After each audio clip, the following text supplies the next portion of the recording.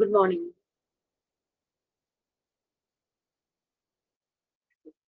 Good morning. Good morning. ആരുമില്ലേ? ഇത്രയും പേരൊക്കെയാണോ ക്ലാസ്സിൽ കയറാറ്?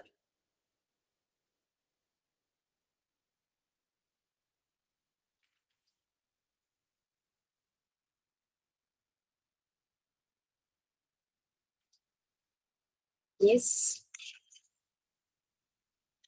ആരും ഒന്നും മിണ്ടുന്നില്ലല്ലോ. What happened?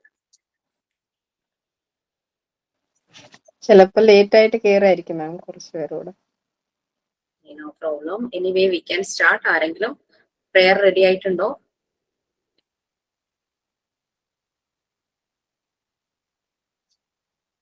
Yes.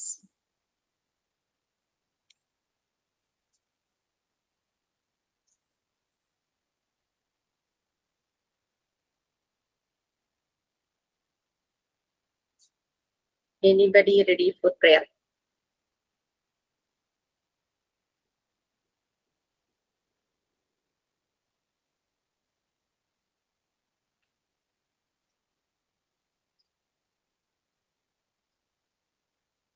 Okay, please. ഞാൻ പറയാം. Okay. Dear Lord, we thank you for this new day and for the chance to learn and grow. Please guide us in our studies. Help us understand what we learn and give us the wisdom to use it well. May we be kind to all classmates and respect to our teachers. Help us focus and do our best in all we do today. Thank you. Ma'am, thought പറയാൻ. Where there is will, there is a way. If we are determined, we can overcome difficulties. Thank you, ma'am.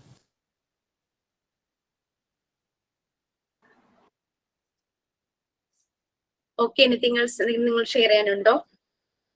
Just ഒരു 1 week ആവാറായില്ലേ new ഇയറിലെ? ജനുവരി first week അങ്ങനെ പെട്ടെന്ന് പോവുക. ശരിക്കും പറഞ്ഞു കഴിഞ്ഞാൽ വർഷങ്ങൾ പെട്ടെന്ന് പോകുന്നു, ദിവസങ്ങൾ നിമിഷങ്ങളെല്ലാം പെട്ടെന്ന് പോയിക്കൊണ്ടിരിക്കുക.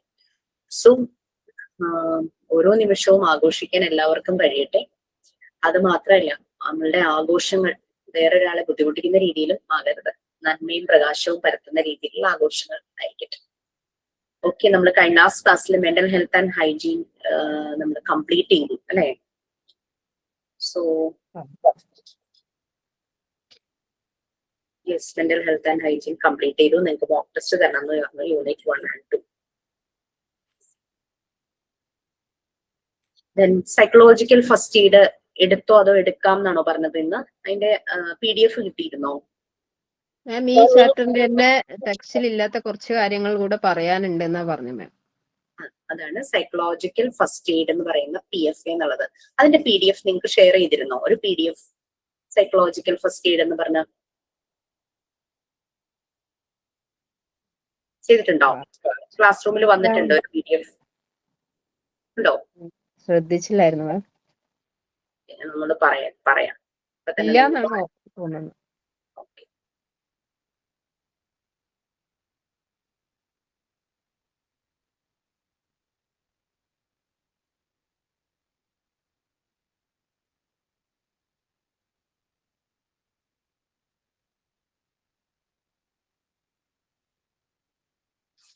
പറഞ്ഞിട്ടുണ്ട്. ഇപ്പൊ തന്നെ നിങ്ങൾക്ക് കിട്ടുമായിരിക്കും കേട്ടോ. ഞാൻ നിങ്ങൾക്ക് തന്നു എന്നാണ് വിചാരിച്ചത്. നമ്മൾ ഈ ഒരു ചാപ്റ്ററിൽ ഹെൽത്ത് ആൻഡ് ഹൈജീൻ അതായിരുന്നു നമ്മളുടെ സബ്ജക്റ്റിന്റെ പേര്. കുറെ യൂണിറ്റ്സിലൂടെ നിങ്ങൾ കടന്നുപോയി. ശരീരത്തിന്റെ ആരോഗ്യം, അതിന്റെ മാർഗം എന്ന് പറയുന്നത് ഹൈജീൻ ആണെന്നൊക്കെ നമ്മൾ പറഞ്ഞു.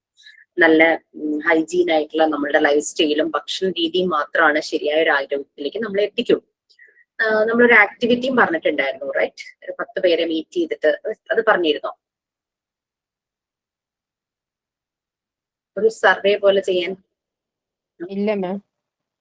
ഓക്കെ, നിങ്ങൾ ചെയ്യേണ്ട എന്താന്ന് വെച്ചാല് just like A survey. Survey എന്താണെന്ന് അറിയാലോ? നമുക്കറിയാം, നമ്മുടെ ഹെൽത്ത് ഡിപ്പാർട്ട്മെന്റിൽ നിന്നും ആശാ വർക്കർമാരും ഒക്കെ ചിലപ്പോൾ വീടുകളിലെ പല കാര്യങ്ങൾക്കും സർവേക്ക് വരാറുണ്ട്. കഴിഞ്ഞ ദിവസം ഇവിടെ ഒരു സർവേക്ക് വന്നിരുന്നു.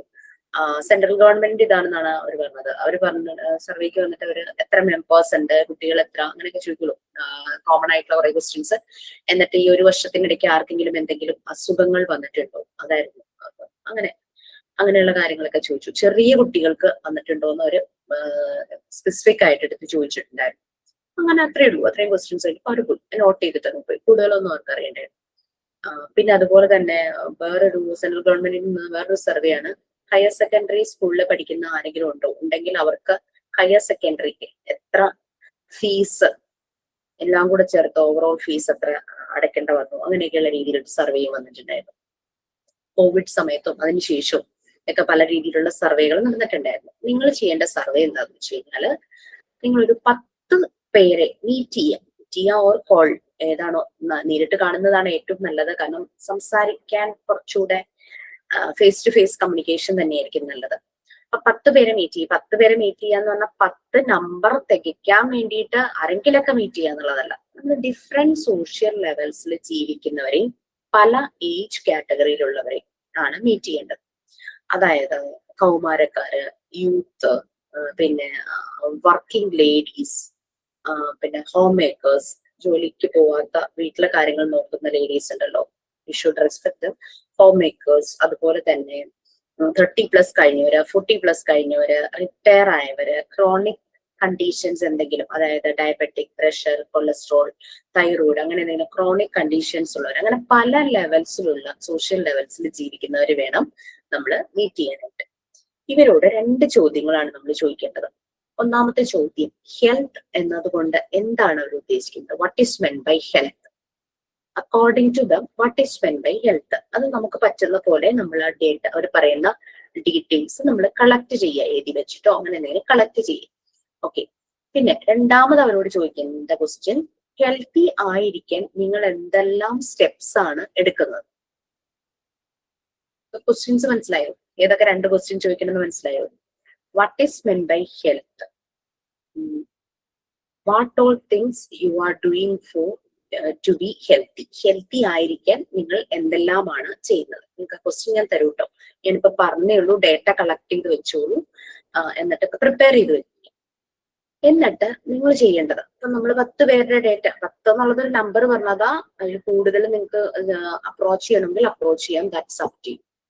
അപ്പൊ ഇവര് പറഞ്ഞ, നമുക്ക് ഇവരുടെ പേരോ കാര്യങ്ങളോ ഒന്നും അങ്ങനത്തെ കാര്യങ്ങളൊന്നും വേണ്ട കേട്ടോ, അതൊന്നും നിർബന്ധമൊന്നുമില്ല. നമുക്ക് ഡേറ്റയാണ് നമുക്ക് വേണ്ടത്. ഇവര് പറഞ്ഞ ഡേറ്റയെ ബേസ് ചെയ്തിട്ട് ഹെൽത്ത് എന്നുള്ളതിന് ഒരു ഡെഫിനേഷൻ എഴുതാം. പലരും ചെയ്യുന്നത് എന്താണെന്ന് വെച്ച് കഴിഞ്ഞാൽ ഡേറ്റ ഒക്കെ കളക്ട് ചെയ്യും, എന്നിട്ട് എഴുതുന്ന ഡെഫിനേഷൻ സംതിങ് എൽസ്, ഗൂഗിളിൽ നിന്ന് സെർച്ച് ചെയ്തോ അങ്ങനെയായിരിക്കും. പക്ഷെ ഇവര് പറയുന്ന ഡേറ്റയെ ബേസ് ചെയ്തിട്ട് നമ്മൾ ഹെൽത്തിന് ഒരു ഡെഫിനേഷൻ എഴുതുക.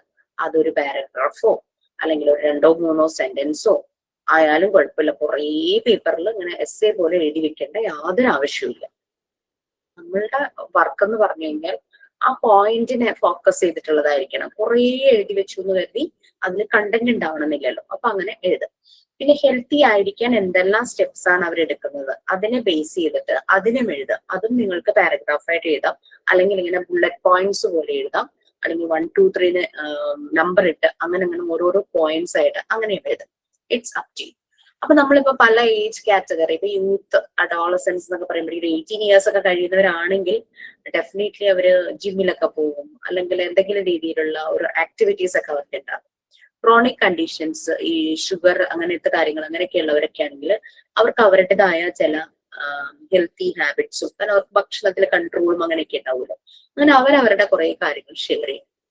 ഇങ്ങനെ ഒരു സർവേ ചെയ്യുന്നത് കൊണ്ട് എന്താണ് ഒരു ബെനിഫിറ്റ് എന്നും പറയാമോ? ചിലപ്പോൾ ഒരു പക്ഷെ നിങ്ങൾക്ക് ഇപ്പൊ ഒരു ക്ലാരിറ്റി ഉണ്ടാവില്ലായിരിക്കും. ചെയ്ത് കഴിയുമ്പോൾ you will get the clarity. നമ്മൾ ഈ ഒരു ചോദ്യം ഇങ്ങനെ ചോദിക്കുമ്പോൾ, അപ്പൊ പ്രത്യേകിച്ചും വീട്ടിലിരിക്കുന്ന അമ്മമാര്, ലേഡീസ്, അവര് പലപ്പോഴും വീട്ടിലുള്ളവരുടെയും മറ്റുള്ളവരുടെയും കാര്യം നോക്കി സ്വന്തം കാര്യം പലപ്പോഴും അങ്ങ് പെൻഡിങ്ങിൽ വെക്കും. അതങ്ങ് മറന്നു പോകുന്ന രീതിയിലാണ് നമ്മളുടെ അമ്മമാർ അല്ലെങ്കിൽ വീട്ടിലുള്ള മറ്റ് ലേഡീസ് അല്ലെ. അപ്പൊ നമ്മളുടെ ഈ ചോദ്യം 10 പേരിൽ ഒരു 2 പേരെങ്കിലും ചിന്തിപ്പിക്കില്ലേ? ശരിയാണല്ലോ, ഹെൽത്തി ആയിരിക്കാൻ ഞാൻ എന്തൊക്കെയാണ് എനിക്ക് വേണ്ടി ചെയ്യുന്നത്, അല്ലെങ്കിൽ ഹെൽത്ത് എന്നതുകൊണ്ട് ശരിക്കും ഞാൻ എന്താ ഉദ്ദേശിക്കുന്നത്, അവരൊന്ന് ചിന്തിക്കും. അവരുടെ ലൈഫിൽ ഒരു ചേഞ്ച്, ഒരു സ്പാർക്ക് വരുത്താൻ അതിന് പറ്റുമെങ്കിൽ അതല്ലേ നമുക്ക് കിട്ടുന്ന നല്ലൊരു റിസൾട്ട് അല്ലേ. ഇനി നമ്മളിത് ചോദിക്കാൻ ഇങ്ങനെ പലരോടും ചോദിക്കുമ്പോൾ ചിലപ്പോൾ ചിലരുടെ വളരെ സിസ്റ്റമാറ്റിക് ആയിട്ടുള്ള ലൈഫ് സ്റ്റൈൽ ആയിരിക്കും, അവർ ഒത്തിരി ശ്രദ്ധിക്കുന്നത് കാണുമ്പോൾ ഡെഫിനറ്റ്ലി നമ്മളും ചിന്തിക്കും, ഞാൻ എന്തുകൊണ്ട് എനിക്ക് വേണ്ടി ഇങ്ങനെ ചെയ്യുന്നില്ല, അല്ലെങ്കിൽ എന്റെ ഫാമിലിക്ക് വേണ്ടിയിട്ട് ഇങ്ങനെ ചെയ്യുന്നില്ല. കുട്ടികൾക്ക് വേണ്ടി ഇങ്ങനെ ചെയ്യുന്നില്ല. അങ്ങനെ നമ്മളും ഒന്ന് ചിന്തിക്കും. അപ്പൊ ഒരു മാറ്റം, അതാണ് നമ്മൾ ഇതുകൊണ്ട് ഉദ്ദേശിക്കുന്നത് കേട്ടോ. അല്ലാതെ നിങ്ങളെ ബുദ്ധിമുട്ടിച്ചൊരു അസൈൻമെന്റ് ആക്ടിവിറ്റി ചെയ്യിക്കുക, അതിന് മാർക്ക് വാങ്ങുക എന്നുള്ളതിനേക്കാൾ അപ്പുറത്തേക്കുള്ള കുറച്ച് കാര്യങ്ങളാണ് നമ്മളുടെ പല ആക്ടിവിറ്റീസും കൊണ്ട് ഉദ്ദേശിക്കുന്നത്. അപ്പൊ ക്ലിയർ ആയല്ലോ എന്താണ് ചെയ്യേണ്ടതെന്നുള്ളത്? ക്ലിയർ ആയല്ലോ? ഡേറ്റ ഒക്കെ കളക്ട് ചെയ്ത് വെക്കുക. ഓക്കെ മാം, ഇത് ആക്ടിവിറ്റി നോട്ടിലാണ് നമ്മൾ ചെയ്യേണ്ടത്, അല്ല പ്രത്യേകിച്ച് ഒരു ചാർട്ടിലാണ് ചെയ്യേണ്ടത്? ഇത് ശരിക്കും ആക്ടിവിറ്റി പ്ലസ് അസൈൻമെന്റ് അങ്ങനത്തെ ഒരു വർക്കാണിത്. നിങ്ങൾ ചെയ്യുന്ന ആക്ടിവിറ്റി എന്ന് പറഞ്ഞാൽ 10 പേരെ മീറ്റ് ചെയ്ത് ഡേറ്റ കളക്ട് ചെയ്യുന്നു, അത് ആക്ടിവിറ്റി. നമ്മൾ അതൊരു ഡെഫിനിഷൻ ആയിട്ട് 2 ക്വസ്റ്റ്യൻസ് എഴുതി ഡെഫിനേഷൻ ആയിട്ട് എഴുതുന്നത് അസൈൻമെന്റ്. അപ്പൊ നിങ്ങൾക്ക് you can do any way, ഏത് എഴുതിയാൽ കുഴപ്പമുണ്ടോ മിസ്സേ? എന്തോ A4 ഷീറ്റിൽ എഴുതി കഴിഞ്ഞാൽ കുഴപ്പമുണ്ടോ? A4 ഷീറ്റിൽ എഴുതി കഴിഞ്ഞു എന്ന് വെച്ചാൽ കുഴപ്പമില്ല, പക്ഷെ അത് വളരെ സേഫ് ആയിട്ട് സൂക്ഷിക്കണം. കാരണം നമ്മൾ ഈ ചെയ്യുന്ന ഓരോ വർക്കും നമ്മളുടെ പ്രൊഫൈലിൽ ഇങ്ങനെ ആഡ് ചെയ്ത് പോവാണ്. ഒരു ഇന്റർവ്യൂവിന് പോകുമ്പോൾ നിങ്ങൾ എല്ലാം എടുത്തിട്ട് പോകണം. നമ്മൾ ചുമ്മാ ഒരു കോഴ്സ് ചെയ്ത് സർട്ടിഫിക്കറ്റ് മാർക്ക് ലിസ്റ്റും കിട്ടി എന്നുള്ളതല്ല. ഞാൻ ഇതെല്ലാം ചെയ്തിട്ടുണ്ട്. നമുക്ക് വളരെ കോൺഫിഡന്റ് ആയിട്ട് പറയാലോ, നമ്മൾ ചെയ്ത കാര്യങ്ങൾ നമുക്ക് വളരെ കോൺഫിഡന്റ് ആയിട്ട് പറയാം, ഞാൻ ഇതെല്ലാം ചെയ്തിട്ടുണ്ട്. അപ്പൊ മോണ്ടിസോറി മെത്തേഡ് അറിയാവുന്ന ഒരു സ്ഥലത്താണ് നിങ്ങൾ ഇന്റർവ്യൂവിന് പോകുമ്പോൾ ഡെഫിനറ്റ്ലി അവർക്ക് അത് ഭയങ്കര ഒരു ഇംപ്രഷൻ ഉണ്ടാക്കും. അല്ലാത്തടത്ത് പോയാലും ഇംപ്രഷൻ ഉണ്ടാക്കും. ഇതൊക്കെ നോക്കിയിട്ടുണ്ടല്ലോ, ലൈക്ക് ദാറ്റ്. അത് സർവേ ഇനിയും വരെയുണ്ട്. അപ്പൊ ഞാൻ ഇത് ഒന്ന് പറഞ്ഞത്. ഇത് ശരിക്കും അസൈൻമെന്റ് ആക്ടിവിറ്റി പ്ലസ് അസൈൻമെന്റ് എന്നുള്ള രീതിയിലാണ്. ഏത് ബുക്കിൽ വേണമെങ്കിലും എഴുതാം, പേപ്പറിൽ വേണമെങ്കിൽ എഴുതാം. പേപ്പറിൽ എഴുതുമ്പോൾ ഒന്ന് ശ്രദ്ധിക്കണം എന്ന് മാത്രം. ഒന്ന് സെക്യൂർ ചെയ്ത് വെക്കുക, ഫയൽ ചെയ്തൊക്കെ വെക്കുവാണെങ്കിൽ കറക്റ്റ് ആയിട്ട് പ്രോപ്പർ ആയിട്ട് ഫയൽ ചെയ്ത് വെക്കുക. ഓക്കെ, ഇപ്പം ഈ ഒരു വർക്കിനെ കുറിച്ചുള്ള കൺഫ്യൂഷൻസ്, ഡൗട്ട്സ് എന്തെങ്കിലും ഉണ്ടോ? Yes, okay. നിങ്ങൾക്ക് വന്നിട്ടുണ്ടോ എന്നൊന്ന് നോക്കാമോ? PF എന്നുള്ളതിന്റെ PDF ക്ലാസ് റൂമില്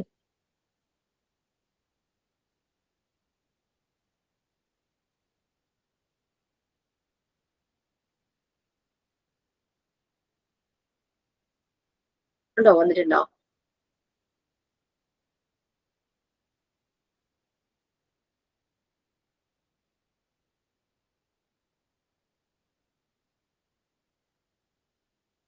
ഇല്ല, കൊടുത്തിട്ടുണ്ട്. ഇപ്പൊ വരുമായിരിക്കും.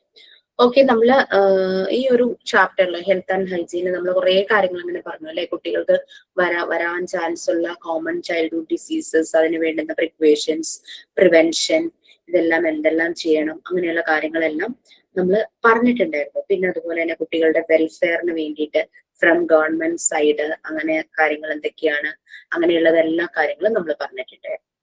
ഓക്കെ, ഇനി നമ്മൾ ഇതിനകത്ത് ഫസ്റ്റ് എയ്ഡ് പഠിച്ചു. ഫസ്റ്റ് എയ്ഡിനകത്ത് കുറെ കാര്യങ്ങൾ നമുക്കറിയാം. ഈവൻ നമുക്ക് അത് പഠിക്കേണ്ട കാര്യമൊന്നുമില്ല. വീട്ടില് എന്തെങ്കിലുമൊക്കെ ഒരു മരുന്നുകളൊക്കെ നമ്മൾ കരുതിയിട്ടുണ്ടാവും. മുറിവോ അങ്ങനെ എന്തെങ്കിലും വരുമ്പോ ബാൻഡേജുകള്, പിന്നെ അതുപോലെ തന്നെ പൊള്ളൽ വന്നു കഴിഞ്ഞാൽ പുരട്ടാവുന്ന മരുന്ന്, അങ്ങനെ ചെറിയ ഹോസ്, പിന്നെ കോട്ടൺ, പഞ്ഞി, അങ്ങനത്തെ കാര്യങ്ങളെല്ലാം നമ്മുടെ വീട്ടിലുണ്ടാകും. പിന്നെ ഡെറ്റോള്, അങ്ങനെ ആന്റിസെപ്റ്റിക് ലോഷൻ, അങ്ങനെയൊക്കെ ഉണ്ടാവും. നമുക്കറിയാം കുഞ്ഞുങ്ങളാണെങ്കിലും ഓടി ചിലപ്പോൾ വീഴാം. പിന്നെ പനിയൊക്കെ പെട്ടെന്ന് രാത്രിയൊക്കെ വന്നു കഴിഞ്ഞാൽ നമുക്ക് കൊടുക്കാനുള്ള മരുന്നുകൾ എന്തായാലും. പിന്നെ ഗ്യാസിന്റെ പ്രോബ്ലംസ് വരുമ്പോൾ അങ്ങനെ പ്രായവരും എല്ലാവരും ഉണ്ടാവുമല്ലോ. ആർക്കും എന്തെങ്കിലുമൊക്കെ പ്രശ്നങ്ങളൊക്കെ വന്നു കഴിഞ്ഞാൽ നമുക്ക് അപ്പൊ തന്നെ ഒരു ഇമ്മീഡിയറ്റ് ഒരു സപ്പോർട്ട്, അതാണ് ഫസ്റ്റ് എയ്ഡ് എന്ന് പറയുന്നത്. നമ്മൾ കൈ മുറിഞ്ഞു കഴിഞ്ഞു കഴിഞ്ഞാല് നമ്മൾ എന്താ ചെയ്യുക? അവിടെ ആ മുറിവ് ഉണങ്ങാൻ വേണ്ടിയിട്ട് മരുന്ന് വെക്കും. ചിലപ്പോൾ ഹോസ്പിറ്റലിൽ പോവും, TT ഇഞ്ചക്ഷൻ എടുക്കും. പിന്നെ ഡ്രസ് ചെയ്യേണ്ട, അങ്ങനെ ഹോസ്പിറ്റലിൽ നിന്ന് തന്നെ ഡ്രസ്സ് ചെയ്യേണ്ടതായിട്ടുള്ള മുറിവാണെങ്കിൽ അതെല്ലാം ചെയ്യും. അല്ലെങ്കിൽ വീട്ടിൽ നമ്മൾ അതെല്ലാം കെയർ ചെയ്ത് അത് ഉണങ്ങും, നമ്മൾ ഉണക്കും അതിന് അല്ലെ. ഈ ഉണങ്ങി കഴിയുമ്പോൾ അതിലൊരു സ്കാർ, ആ മുറിവ് വന്നതിന്റെ ഒരു പാടുണ്ടെങ്കിൽ നമ്മൾ എന്താ ചെയ്യാറ്? നമ്മുടെ സൗന്ദര്യത്തെ ബാധിക്കുന്ന കാര്യമാണല്ലേ. പൊള്ളലേറ്റാലും ഇത് വന്നാലും ആ പാട്, അപ്പൊ ഈ പാട് മാറ്റാനായിട്ടായിരിക്കും നമ്മൾ അടുത്ത സ്റ്റെപ്പ് ചെയ്യുന്നത്. അപ്പൊ അതിന് വേണ്ടിയിട്ട് ഏറ്റവും നല്ല പ്രോഡക്ട്സ് ഒക്കെ വാങ്ങിച്ച്, ചിലപ്പോൾ ബ്യൂട്ടി പ്രോഡക്ട്സ് ആയിരിക്കും വാങ്ങിച്ച് നമ്മൾ അതിൽ പുരട്ടി ആ സ്കാർ, ആ ഒരു പാട് നമ്മൾ മാറ്റും. അപ്പോഴേ നമുക്ക് സമാധാനം ഉണ്ടാവും. അപ്പൊ ശരീരത്തിൽ ഒരു മുറിവ് വരുമ്പോൾ നമ്മൾ ഇത്രയും ശ്രദ്ധിക്കുന്നു അല്ലെ. അപ്പോ മനസ്സിനൊരു മുറിവ് വന്നാൽ നമുക്ക് എങ്ങനെ ഹീൽ ചെയ്യാൻ പറ്റണം, നമുക്ക് എങ്ങനെ അത് ഉണക്കാനായിട്ട് പറ്റും?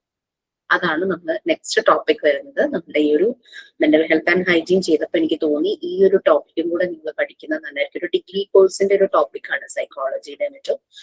അപ്പം അത് ഒരു PDF ആണ്. ഇപ്പൊ മോസ്റ്റ് പ്രോബബ്ലി ക്ലാസ് റൂമിലേക്ക് എത്തിയിട്ടുണ്ടാവുമായിരിക്കും.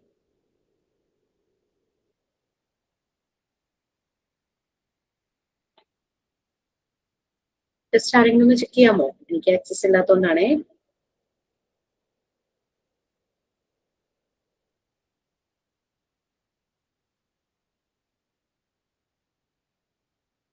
യെസ് മാം, വന്നിട്ടുണ്ട്. വന്നിട്ടുണ്ടല്ലേ? ജസ്റ്റ് ഒന്ന് നോക്കൂ കേട്ടോ. അത് മുഴുവനും വായിച്ചാലും നല്ലതാണ്. ഞാൻ അതിൽ നിന്നും ഇമ്പോർട്ടന്റ് ആയിട്ടുള്ള കുറച്ച് കാര്യങ്ങളാണ് ഇപ്പൊ നിങ്ങളോട് ഷെയർ ചെയ്യാൻ പോകുന്നത്. ഓക്കെ, വളരെ നമുക്ക് മനസ്സിലാകുന്ന കാര്യങ്ങൾ തന്നെയാണ്. അപ്പൊ നമുക്ക് സെൽഫ് ഹീലിംഗും പറ്റും. നമുക്കും വേദനകൾ ഉണ്ടാകും, വിഷമങ്ങൾ ഉണ്ടാകും, അല്ലെ? അപ്പോൾ നമുക്ക് നമ്മളെ തന്നെ ഒന്ന് ഹീൽ ചെയ്യാനായിട്ട് നമുക്ക് പറ്റും. അതിനു വേണ്ടിയിട്ടാണ് സൈക്കോളജിക്കൽ ഫസ്റ്റ് എയ്ഡ് എന്ന് പറയുന്നത്. ഓക്കെ, ഇനി എങ്ങനെ നമുക്ക് ഈ ഹീല് ചെയ്യാം? ഒരാളുടെ വിഷമം കാണുമ്പോൾ നിങ്ങൾക്ക് എന്താ ഫീൽ ചെയ്യാം? എന്ത് തോന്നും? ഒരാൾ നമുക്ക് അറിയാവുന്നതാണെങ്കിലും അറിയില്ലാത്ത ഒരാളാണെങ്കിലും നമ്മുടെ മുന്നിലിരുന്ന് അവർ വല്ലാതെ വിഷമിക്കുന്നു, കരയുന്നു, അല്ലെങ്കിൽ അങ്ങനെയൊക്കെ കാണുമ്പോൾ നമുക്ക് എന്താ ഫീൽ ചെയ്യാം? എന്ത് ചെയ്യണം തോന്നും?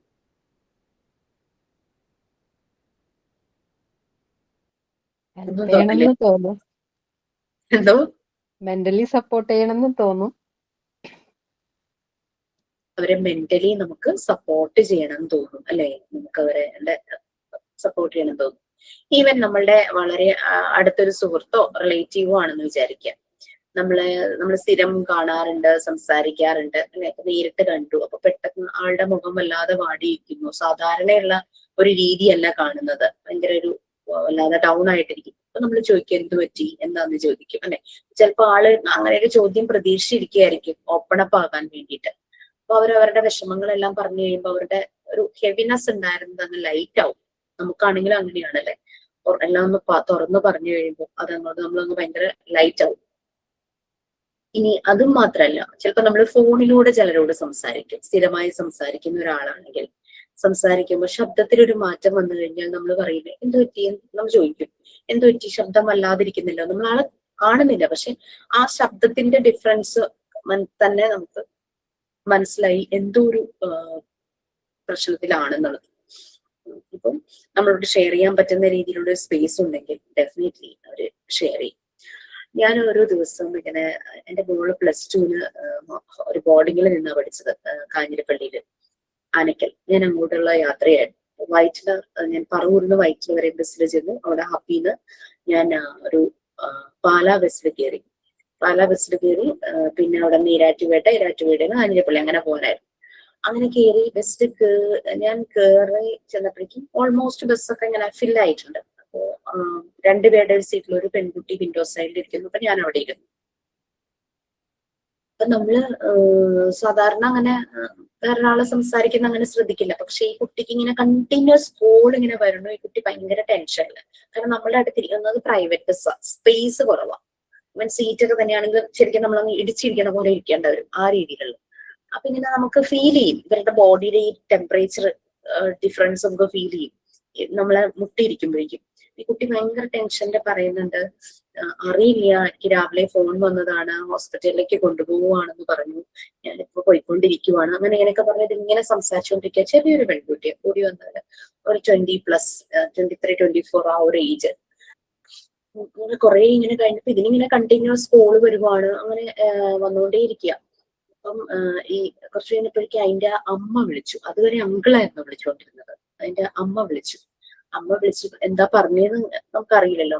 ആ കുട്ടി ഭയങ്കരമായിട്ട് ഇങ്ങനെ എന്താ പറയാ, ഇപ്പൊ പൊട്ടുന്നുള്ള ഒരു അവസ്ഥയിൽ ഇങ്ങനെ ഭയങ്കര ടെൻഷനായിട്ടിരിക്കും. അപ്പൊ ഞാൻ അതിനെ പതുക്കെ ഇങ്ങനെ തൊട്ടു, അതിന്റെ കയ്യിൽ ഇങ്ങനെ തൊട്ടപ്പോഴേക്കും ഇത് പെട്ടെന്ന് തന്നെ അങ്ങ് പൊട്ടി അങ്ങ് കരഞ്ഞു. എന്നുവെച്ചാൽ അതിന് കരയാനായിട്ട് പറ്റുന്നില്ല, പബ്ലിക് പ്ലേസ് ആയതുകൊണ്ടും ബസ്സിനകത്തായതുകൊണ്ടും. പക്ഷെ ഒന്ന് ടച്ച് ചെയ്തപ്പോഴേക്കും കുട്ടി പെട്ടെന്ന് കരഞ്ഞു, കുറേ നേരം അത് കരഞ്ഞു കഴിഞ്ഞപ്പോ അതിനൊരു ഭയങ്കര ഒരു ആശ്വാസമായി. ഞാൻ ചോദിച്ചു വെള്ളം വേണോന്ന് ചോദിച്ചു. അങ്ങനെ അപ്പൊ അത് വേണമെന്ന് പറഞ്ഞു. അവിടെ നിർത്തി പിടിച്ചൊന്നപ്പോ അത് വെള്ളമൊന്നും കയ്യിൽ കരുതിയില്ലാന്ന് തോന്നുന്നു. അങ്ങനെ ഞാൻ വെള്ളം കൊടുത്തു. ഞാൻ വേറൊന്നും ചോദിച്ചില്ല. ഞാൻ ചോദിച്ചു എവിടെയാ ഇറങ്ങണേ എന്ന് ചോദിച്ചു. പറഞ്ഞു ഇത് ഈരാറ്റുപേട്ട ബസ്സായിരുന്നു. അപ്പൊ എനിക്ക് ഈരാറ്റുപേട്ട ഈ കൊച്ചിന് പാലായിലാറുണ്ട്, പാലായിൽ ഇറങ്ങണേന്ന്. ഞാൻ പറഞ്ഞു ഞാനും കൂടെ ഇറങ്ങാം. എന്നിട്ട് എവിടെയാ പോകണ്ടേന്ന് വെച്ച് ഞാൻ കൊണ്ടാക്കാന്ന് പറഞ്ഞു. ഇല്ല അങ്കിള് വണ്ടിയായിട്ട് വരുന്നത്. ഞാൻ കുറെ നേരം അതിനെ തന്നെ ഇങ്ങനെ പിടിച്ചുകൊണ്ടേയിരുന്നു. അപ്പൊ അതിങ്ങനെ ഫുൾ ഇങ്ങനെ എന്താ പറയാ ഐസ് പോലെ ഇരിക്കുക, ഈ ടെൻഷൻ പിടിച്ചിട്ട് ഇങ്ങനെ ഐസ് പോലെ ഇരിക്കുക. എന്റെ അച്ഛൻ എന്താ സംഭവിച്ചെന്ന് ഒന്നും അറിയില്ല. ഹോപ്പ് എല്ലാം കുഴപ്പമൊന്നും ഉണ്ടാവാതിരിക്കട്ടെ എന്ന് ഇറങ്ങാൻ നേരത്തെ ഒന്ന് ചിരിച്ചിട്ട് പോയി. പേരോ ഒന്നും ചോദിച്ചില്ല കേട്ടോ, ഒന്നും ചോദിച്ചില്ല. അതിന് കുറേ നേരം ഭയങ്കര ഒരു ആശ്വാസമായിരുന്നു. കരയുകയും ചെയ്തു. നമ്മളിങ്ങനെ പിടിച്ചുകൊണ്ടിരുന്നപ്പോഴേക്കും അതിന് കുറേ നേരം ഭയങ്കര ഒരു ആശ്വാസമായിരുന്നു. അങ്ങനെ കുട്ടി അല്പം ഒരു സമാധാനത്തോടു കൂടി ഇറങ്ങിയത്. ചെന്നിട്ട് ഫേസ് ചെയ്യേണ്ട കാര്യങ്ങൾ എന്തായിരിക്കുമെന്ന് അറിയില്ല. എന്നാൽ കൂടിയും ഞാനിങ്ങനെ ഇടയ്ക്കിടയ്ക്ക് അതിനെപ്പറ്റി ഓർക്കാറുണ്ട്. അപ്പൊ നമുക്ക് നമ്മുടെ മുന്നിലൂടെ കടന്നു പോകുന്നവർക്ക് എന്തെല്ലാം പ്രശ്നങ്ങളിലൂടെയാണെന്നോ നമ്മുടെ ഫ്രണ്ട്സ് ആണെങ്കിലും അല്ലാത്തവരാണെങ്കിലും നമുക്കറിയാം നമ്മുടെ നാട്ടിൽ പല രീതിയിലുള്ള നാച്ചുറൽ കലാമിറ്റീസ്, റൈറ്റ്സ്, ലഹളകളൊക്കെ നടന്നിട്ടുണ്ട്. അപ്പോഴൊക്കെ അത്ര സുഖകരമായിട്ടുള്ള അനുഭവങ്ങളൊന്നും അല്ലെ. വെള്ളപ്പൊക്കമൊക്കെ വന്ന സമയത്ത് കുറെ പേർക്ക് വീടുകൾ നഷ്ടപ്പെട്ടു. അവരതുവരെ ഉണ്ടാക്കി വെച്ച സാധനങ്ങളെല്ലാം നഷ്ടപ്പെട്ടു. കുട്ടികൾക്ക് അവരുടെ സർട്ടിഫിക്കറ്റ് നഷ്ടപ്പെട്ടു. അങ്ങനെ പലതും പല ഫുൾ വീട് മുങ്ങിപ്പോയവരൊക്കെ ഉണ്ട് അല്ലെ.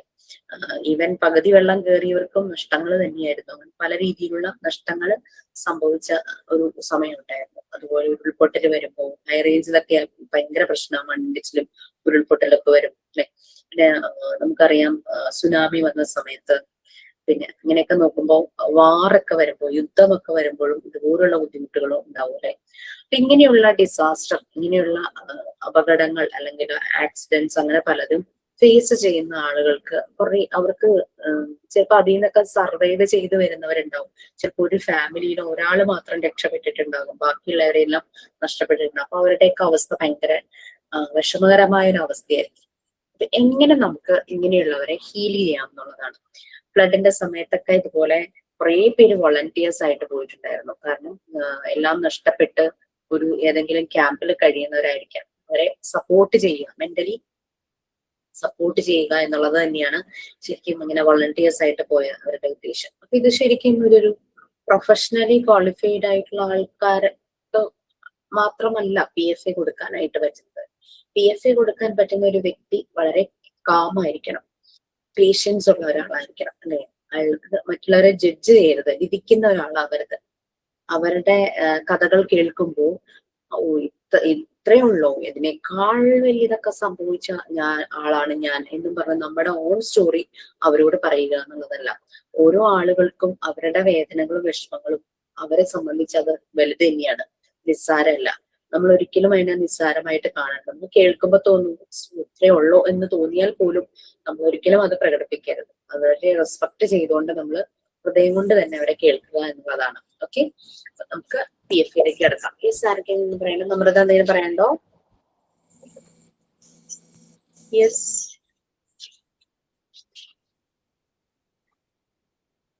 ഓക്കെ. PFAയിലേക്ക് കടക്കുന്നതിന് മുമ്പ് ഞാൻ ഫസ്റ്റ് എയ്ഡിന്റെ ജസ്റ്റ് ബാക്കിയായിട്ട് കുറച്ച് കാര്യങ്ങളൊന്ന് പറഞ്ഞോട്ടെ.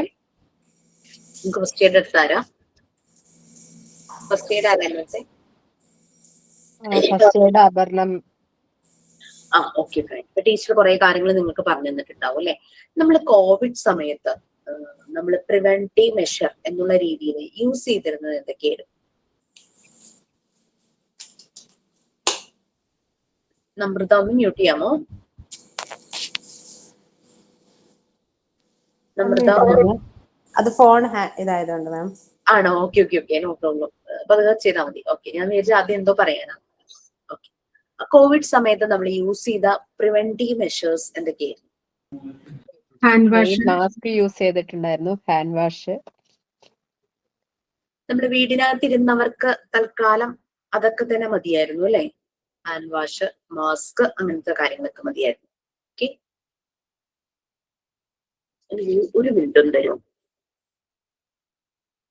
ജസ്റ്റ് PFAയുടെ ഇൻട്രൊഡക്ഷൻ ഒക്കെ ഒന്ന് വായിച്ചു നോക്കട്ടോ.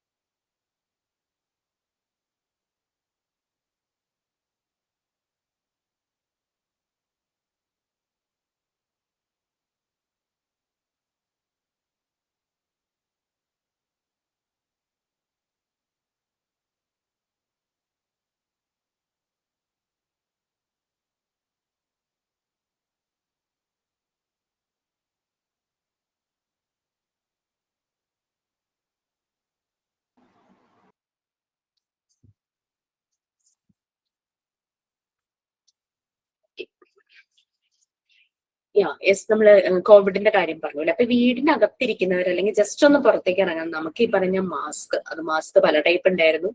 N95 ഒക്കെ ഇറങ്ങിയിട്ടുണ്ടായിരുന്നു അല്ലെ. പല മാസ്ക് മതി, അതുപോലെ തന്നെ സാനിറ്റൈസർ മതി. തിരിച്ചു വരുമ്പോഴേക്കും നമ്മള് എന്താ പറയാ, മറ്റ് വേറെ ആരെ ഒന്നും തൊടാതെ കുളിക്കുക, ഡ്രസ്സ് വേഗം മാറുക, അങ്ങനെയുള്ള കാര്യങ്ങളൊക്കെ ആയിരുന്നു. പക്ഷെ ഹെൽത്ത് സെക്ടറിൽ വർക്ക് ചെയ്യുന്നവരെ യൂസ് ചെയ്തിരുന്ന പ്രിവെന്റീവ് മെഷേഴ്സ്, പ്രിക്വേഷൻസ് എന്തൊക്കെയായിരുന്നു? അവരെന്തൊക്കെ ഉപയോഗിച്ചു?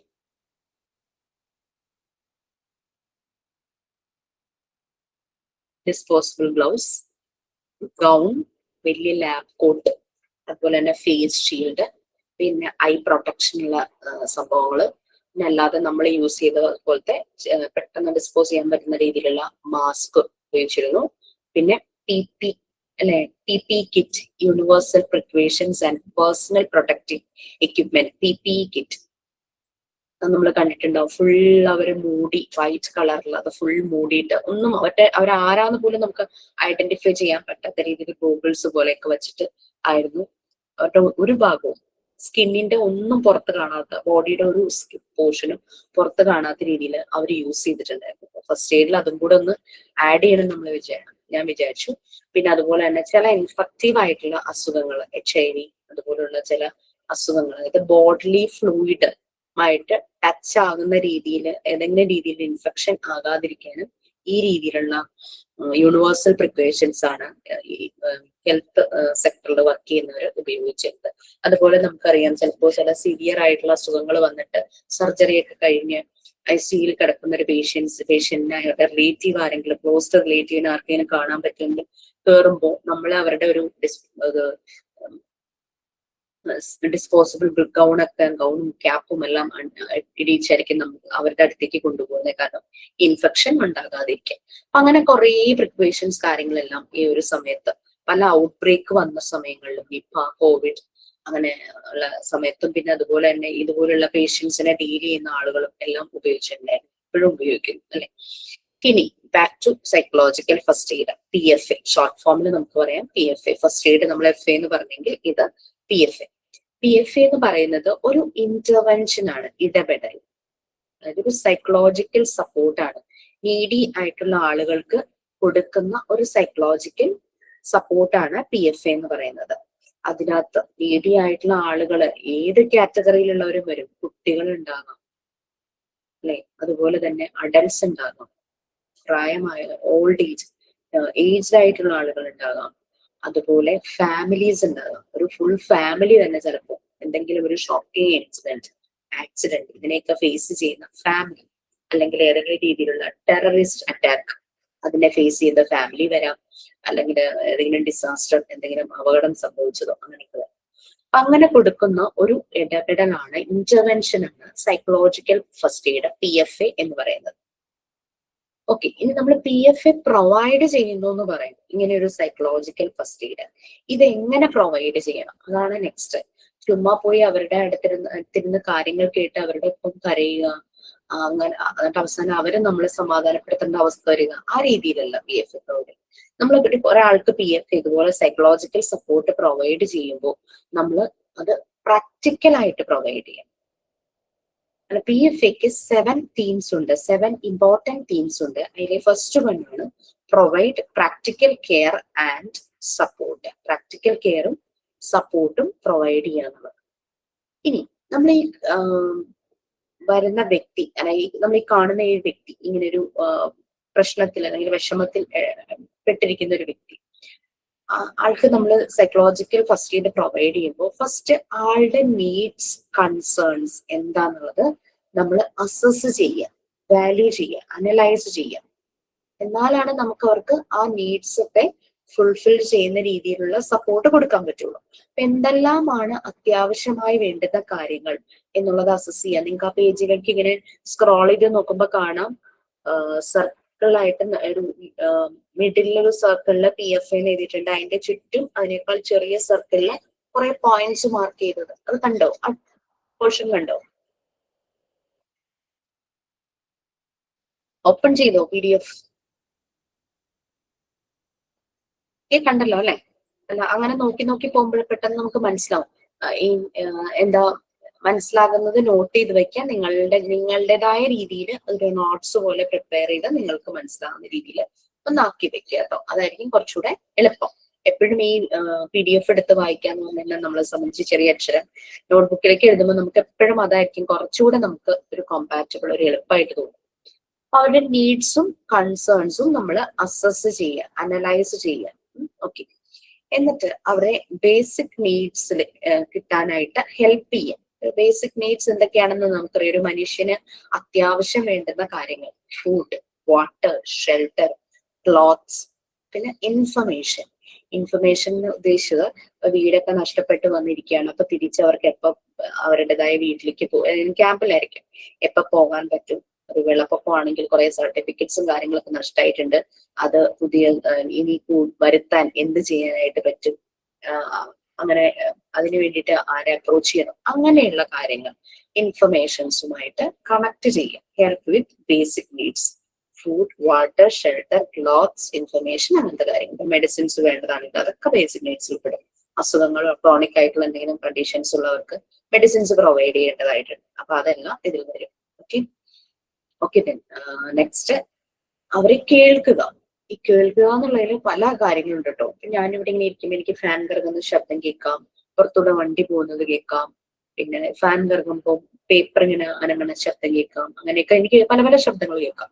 അതൊക്കെ എന്ന് വെച്ച് കഴിഞ്ഞാൽ ഹിയറിംഗ് ആണ്. ഞാൻ അതിനെ കൂടുതൽ ശ്രദ്ധിക്കേണ്ട ആവശ്യമില്ല അല്ലെ, ഇങ്ങനെ കേട്ട് ഇങ്ങനെ പോകും എന്നുള്ളൊരവസ്ഥ. നമുക്ക് വേണ്ടത് ലിസണിങ് ആണ്, ആക്റ്റീവ് ലിസണിങ്. ഒരു നല്ലൊരു കമ്മ്യൂണിക്കേഷന്റെ ഫസ്റ്റ് സ്റ്റെപ്പാണ് കേൾക്കുക എന്നുള്ളത്. പറയുക എന്നുള്ളതിനേക്കാളും കൂടുതൽ വേണ്ടത് കേൾക്കുക എന്നുള്ളതാണ്. ഇപ്പോഴത്തെ കാലഘട്ടത്തിൽ കേൾക്കാൻ ഒരാളെ കിട്ടുന്നത് തന്നെയാണ് ഏറ്റവും ഭാഗ്യം കേട്ടോ. അത് ആർക്കും സമയമില്ലല്ലോ, എല്ലാവരെയും ഓടിക്കൊണ്ടിരിക്കുക. കേൾക്കുക എന്നുള്ളത് തന്നെയാണ് ഏറ്റവും പ്രധാനപ്പെട്ടത്. അപ്പൊ കേൾക്കുക, പക്ഷേ don't pressure them to talk. അവരെ പ്രഷറൈസ് ചെയ്യരുത് സംസാരിക്കാനായിട്ട്. കാരണം അവരിങ്ങനെ ഒരു ഷോക്കിൽ ഇരിക്കുമായിരിക്കും, അവർക്ക് ചിലപ്പോൾ സമയം വേണ്ടി വരും കാര്യങ്ങൾ സംസാരിക്കാനായിട്ട്, മുഴുവൻ കാര്യങ്ങൾ നമ്മളോട് പറയാനായിട്ട് ചിലപ്പോൾ സമയമൊക്കെ വേണ്ടി വരും. സോ ഒരിക്കലും പ്രഷറൈസ് ചെയ്യരുത്. കേൾക്കും. പലപ്പോഴും ഇങ്ങനെ എൻ്റെ സൂയിസൈഡ് പ്രിവെൻഷൻ സെന്ററിൽ വോളണ്ടിയർ ആയിട്ട് ഇരുന്നത്, അവിടെ നമ്മളുടെ പ്രധാന ജോലി കേൾക്കുക എന്നുള്ള കേട്ടോ. നമ്മളൊന്നും അടിച്ചേൽപ്പിക്കില്ല, നമ്മളിവരെ കേൾക്കും, അതാണ് ചെയ്യുന്നത്. അപ്പൊ നേരിട്ട് വരുന്ന ചിലര് കുറേ നേരം മിണ്ടാതിരിക്കും. നല്ലൊരു പേഷ്യൻസ് വേണം നമുക്ക്. ഇവരെന്താ എന്തെങ്കിലും ഒന്ന് പറഞ്ഞെങ്കിൽ എന്നൊക്കെ നമുക്ക് മനസ്സിൽ തോന്നും. പക്ഷെ നമ്മൾ ആ ഒരു എക്സ്പ്രഷൻ പോലും കാണിക്കാതെ അവരെങ്ങനെ ശ്രദ്ധിച്ചിരിക്കും. ഇവര് ഓപ്പൺ അപ്പ് ആവുന്നില്ല എന്ന് കാണുമ്പോൾ ഞാൻ ഇവിടെ തന്നെ ഉണ്ട്, കംഫർട്ടബിൾ ആയിട്ടിരിക്കും, വെള്ളം വേണോ, അങ്ങനെയുള്ള ചില ചോദ്യങ്ങളൊക്കെ ചെയ്യും. പക്ഷെ നമ്മളത് ചോദിക്കുന്നതിന് കാരണം അവര് തിരിച്ചെന്തെങ്കിലും പറയട്ടെ എന്ന് വിചാരിച്ചിട്ടാണ്. അവിടെ ഫോണിലും വിളിച്ച് ചിലർക്ക് ഐഡന്റിറ്റി മുമ്പിൽ വരാൻ മടിയുള്ളവരുണ്ടാവില്ല, പിന്നെ ദൂരെയുള്ളവർ. അപ്പൊ ഫോണിൽ വിളിക്കുമ്പോഴും ഹലോ മാത്രം വരും, പിന്നെ കുറേ നേരം മിണ്ടാതിരിക്കും. ഞാൻ 1/4 മണിക്കൂർ ഫോൺ ഇങ്ങനെ പിടിച്ചിരുന്നിട്ടുണ്ട്. അപ്പൊ ഇവര് മിണ്ടില്ല. അപ്പോഴും നമ്മൾ ഇടയ്ക്കിടയ്ക്ക് ഇങ്ങനെ ഓരോരോ കാര്യം ഇങ്ങനെ പറയും, സ്റ്റേറ്റ്മെന്റ് പറയും. ഞാൻ ഇവിടെ തന്നെയുണ്ട്, നിങ്ങൾ കംഫർട്ടബിൾ ആണോ, അല്ലെങ്കിൽ എവിടെയെങ്കിലും കംഫർട്ടബിൾ ആയിട്ടുള്ള ഭാഗത്തിരിക്കും, ഒരു ബോട്ടിൽ വെള്ളവും അടുത്ത് വെച്ചേക്കും, ഇടയ്ക്ക് വെള്ളം കുടിക്കേണ്ടതായിട്ട് വരുവാണെങ്കിൽ അതായിരിക്കും നല്ലതെന്നൊക്കെ പറഞ്ഞ് കുറെയൊക്കെ പറയും. എന്നിട്ടും അവർ പറയാതെ വരുമ്പോ നമ്മൾ ഇവിടെ നിന്ന് നമ്മളാരാന്ന് പറയും, പേര് പറയും. അപ്പൊ അവർക്ക് നമ്മളോടൊരു വിശ്വാസം തോന്നും, പേര് പറഞ്ഞല്ലോ, അങ്ങനെ ഒരാളുണ്ട്, so she is ready to listen me എന്നുള്ള രീതിയിലൊക്കെ അവർക്ക് ഇങ്ങനെ ഫീൽ ചെയ്യും. അങ്ങനെ ചിലപ്പോൾ അവർ സൈലൻസ് അങ്ങനെ ബ്രേക്ക് ചെയ്യും. ചിലര് ഫോൺ വെച്ചിട്ട് പോകും, അങ്ങനെയും ചെയ്തിട്ടുണ്ട്. എന്നിട്ട് രണ്ടാമത് വീട്ടിലേക്ക് അവരൊട്ടും ചിലപ്പോൾ റെഡി ആയിരിക്കില്ല. വിളിച്ച് സംസാരിക്കണം എന്ന് വിചാരിച്ച് വിളിക്കുന്നതായിരിക്കും, പക്ഷെ അവർക്ക് പറ്റുന്നുണ്ടാവില്ല. അവർ വീണ്ടും കോള് കട്ട് ചെയ്യും, പിന്നെ അവര് വീണ്ടും വിളിക്കും. അങ്ങനെയൊക്കെയായിരുന്നു. അപ്പൊ അതുപോലെ തന്നെയാണ് ഇവിടെയും നമ്മൾ കേൾക്കുക, അത് ഹൃദയം കൊണ്ട് കേൾക്കുക. അവരെ പ്രഷറൈസ് ചെയ്യരുത് സംസാരിക്കാനായിട്ട്. പിന്നെ ചിലര് സംസാരിച്ചു തുടങ്ങുമ്പോഴേക്കും ഇമോഷൻ ഔട്ട്ബേഴ്സ്റ്റ് ഒക്കെ നടക്കും. ഭയങ്കര കരച്ചിലായിരിക്കും. ചിലര് കുറേ കരയും. അങ്ങനെ ഒരു ഭയങ്കരമായിട്ട് ഇമോഷണലി ഒക്കെ അവരുടെ ശബ്ദമൊക്കെ മാറും. അവരെ കംഫേർട്ട് ചെയ്യുക, അവരെ ഹെൽപ്പ് ചെയ്യുക, കാമാകാനായിട്ട് അവരെ ഹെൽപ്പ് ചെയ്യുക. അതാണ് നമ്മുടെ നെക്സ്റ്റ് സ്റ്റെപ്പ്. ഇനി അവരെ ഇൻഫർമേഷൻസുമായിട്ട് കണക്ട് ചെയ്യുക. ഇങ്ങനെ വളരെയധികം വിഷമങ്ങൾ ഒക്കെ പറയുന്ന ഒരാൾക്ക് നമ്മൾ കുറെ കാശ് കൊടുത്തത് കൊണ്ട് ഒന്നും നടക്കില്ല. സോ അതിൽ നല്ലത് അവർക്ക് എന്തെല്ലാം നീഡ്സ് ഉണ്ടോ അതിലേക്ക് അവർക്ക് സപ്പോർട്ട് ചെയ്യുന്ന ഏജൻസീസ്, ഓർഗനൈസേഷൻസ്, ഗവൺമെന്റ് സപ്പോർട്ട് എല്ലാം ഉണ്ടാകും. അത് ലോക്കൽ അതോറിറ്റിയുടെ സപ്പോർട്ട് എല്ലാം ഉണ്ടാകും. ചിലപ്പോൾ അതിനെപ്പറ്റി അവര് അവെയർ ആയിരിക്കില്ല. അപ്പൊ അതും കൂടി അവർക്ക് പ്രൊവൈഡ് ചെയ്യണം. അത് മനസ്സിലാക്കി കൊടുക്കണം. സർട്ടിഫിക്കറ്റ്സ് എല്ലാം വെള്ളത്തിൽ നനഞ്ഞു പോയി, നാശമായി പോയി, അത് റിട്രീവ് ചെയ്യാനുള്ള മാർഗം, വീട്ടിന്റെ ആധാരം എല്ലാം പോയി, അത് റിട്രീവ് ചെയ്യാനുള്ള മാർഗം, അങ്ങനെയുള്ള അതോറിറ്റീസുമായിട്ട് ഇവരെ കണക്ട് ചെയ്ത് കൊടുക്കുക. അതാണ് connect them to information services and social support. അങ്ങനെയുള്ള കാര്യങ്ങളെല്ലാമാണ് ഇതിൽ വരുന്നത്. ഇനി protect people from further harm, കൂടുതൽ അപകടത്തിൽ നിന്നും ഇവരെ പ്രൊട്ടക്ട് ചെയ്യുക എന്ന് പറഞ്ഞു കഴിഞ്ഞാൽ ഒരു ദിവസം വന്നു അവരുടെ വിഷമങ്ങളെല്ലാം കേട്ടിട്ട് നമ്മൾ പൊടിയും തട്ടി അവിടെ നിന്ന് പോവാന്നുള്ളതല്ല. അവരെ നമ്മൾ ഫോളോ അപ്പ് ചെയ്യുക. കാരണം ഇവര് വീണ്ടും ഡൗൺ ആവും. അപ്പൊ നമ്മൾ വീണ്ടും വീണ്ടും അവർക്ക് ഒരു സപ്പോർട്ട് കൊടുക്കുക. അപ്പൊ അവർക്ക് ഒരു കോൺഫിഡൻസ് വരും, സംബഡി ഈസ് ദെയർ എന്നുള്ളൊരു കോൺഫിഡൻസ് വരും. അതാണ് അവരെ ഫർദർ ഹാമിൽ നിന്നും പ്രൊട്ടക്ട് ചെയ്യുക. അപ്പൊ ഇതാണ് PFAയുടെ 7 തീംസ്, 7 മെയിൻ തീംസ് എന്ന് പറയുന്നത് ഇതാണ്. ക്ലിയർ ആയോ? ഫസ്റ്റ് നമ്മൾ പറഞ്ഞു നമ്മൾ അവർക്ക് പ്രാക്ടിക്കൽ ആയിട്ടുള്ള കെയർ ആൻഡ് സപ്പോർട്ടാണ് പ്രൊവൈഡ് ചെയ്യേണ്ടത്. പിന്നെ അവരുടെ നീഡ്സും കൺസേൺസും നമ്മൾ അനലൈസ് ചെയ്യാൻ, നമ്മൾ മനസ്സിലാക്കുക. എന്നാൽ മാത്രമാണ് നമുക്ക് അത് പ്രൊവൈഡ് ചെയ്യാൻ പറ്റുള്ളൂ. അതുകൊണ്ടാണ് എന്ത് തന്നെയായാലും അവരുടെ ബേസിക് നീഡ്സ് ആദ്യം ഫുൾഫിൽ ചെയ്യുക. അതിന് വേണ്ടിയിട്ട് അവരെ ഹെൽപ്പ് ചെയ്യുക. Basic needs, food, water, shelter, clothes, medicines, പിന്നെ ഇൻഫർമേഷൻസ്, അങ്ങനെയുള്ള കാര്യങ്ങളെല്ലാം അതിന് വേണ്ടിയിട്ട് അത് കിട്ടാനായിട്ട് അവർക്ക് ഹെൽപ്പ് ചെയ്യുക. അവരെ കേൾക്കുക, listen but don't pressure them to talk. അവരെ നിർബന്ധിക്കരുത് സംസാരിക്കാനായിട്ട്.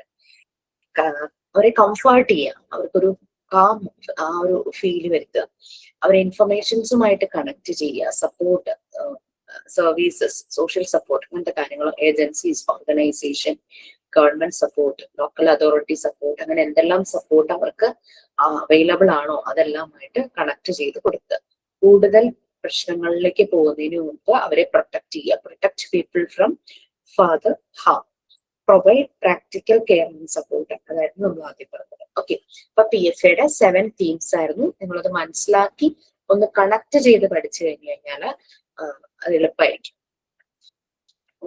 ഇനി PFA എന്ന് പറയുന്നത് സൈക്കോളജിക്കൽ ഫസ്റ്റ് എയ്ഡ് എന്ന് പറയുന്നത് ഒരു സൈക്കോളജിക്കൽ ഡീബ്രീഫിംഗ് അല്ല. നമ്മളിങ്ങനെ അവരുടെ അടുത്തുന്ന കാര്യങ്ങൾ ബ്രീഫ് ചെയ്ത് വാങ്ങുക എന്നുള്ളത് മാത്രമല്ല.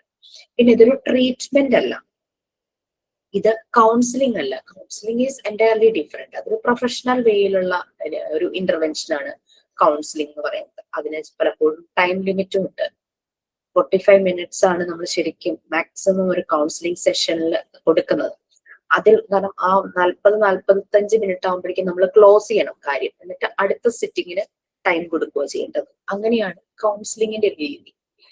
പിന്നെ ഇത് ഡീറ്റെയിൽസ് കളക്ട് ചെയ്ത് നോട്ട് ചെയ്ത് വെക്കുകയോ റെക്കോർഡ് ചെയ്ത് വെക്കുകയോ അങ്ങനത്തെ കാര്യങ്ങളില്ല. നമ്മൾ കേൾക്കുക എന്ന് മാത്രമേ ഉള്ളൂ.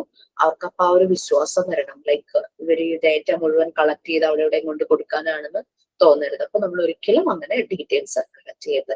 ഞാൻ സൂയിസൈഡ് പ്രിവെൻഷൻ സെന്ററിൽ ഇരിക്കുമ്പോൾ ഞാൻ മൊബൈലും അതുപോലെ തന്നെ മൊബൈൽ സൈലന്റ് ആയിരിക്കും, മൊബൈലും വാച്ചും ഒക്കെ ഊരി വെച്ചിട്ടായിരിക്കും. കാരണം ഇപ്പൊ ടെക്നോളജി കുറെ എന്തായാലും അപ്പൊ അവര് ശ്രദ്ധിക്കും നമ്മുടെ കയ്യിൽ ഏതെങ്കിലും സ്മാർട്ട് വാച്ച് ഉണ്ടോ അല്ലെങ്കിൽ മൊബൈൽ ഉണ്ടോ, റെക്കോർഡ് ചെയ്യുന്നുണ്ടോ എന്നുണ്ടോ. അവർക്ക് ആ ഒരു കോൺഫിഡൻഷ്യാലിറ്റിക്ക് വേണ്ടിയിട്ടാണ്.